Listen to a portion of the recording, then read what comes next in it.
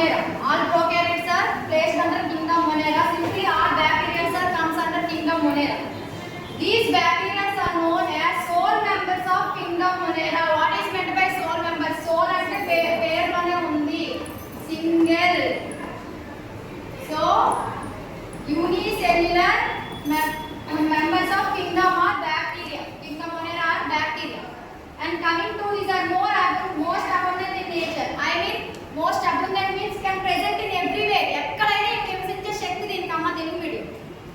ఎక్కడైనా నివసించే శక్తి దానికి ఉంటుంది. అబండెంట్ అంటే ఎక్కడైనా ఉంది. మోస్ట్ విస్తరించే అంటే ఎక్కువ విస్తరణ చెంది ఉంటాయి అన్నమాట బ్యాక్టీరియా అనేది. అది ఎక్కడంటే మోస్ట్ చూడండి extreme cold extreme hot conditions లో కూడా ఉంటాయి. అంటే విపరీతమైన వేడి, విపరీతమైన చలి, విపరీతమైన మంచు సిచ్యువేషన్స్ లో కూడా బతకగలిగేది ఏంటి అంటే బ్యాక్టీరియా అన్నమాట. అది ఏ కింగ్డమ్ లో పెట్టారు మనకి? ఆల్ ప్రోకారియోటిక్స్ కింగ్డమ్ మొనేరాలో పెట్టారు. Bacteria comes under prokaryotic organism and it is a sole member of kingdom Monera means unicellular organism and can survive in any extreme conditions, in extreme cold or extreme hot. And coming to, there are hundreds of bacteria found in handful of soil. There are hundreds of bacteria found in handful of soil. ఒక hand లో ఇసుక తీసుకున్నాం అనుకో, ఒక పిడికడ ఇసుక తీసుకుంటే పిడికడ ఇసుకలో కూడా కొన్ని వందల బ్యాక్టీరియా ఉంటాయి. అర్థమైందా?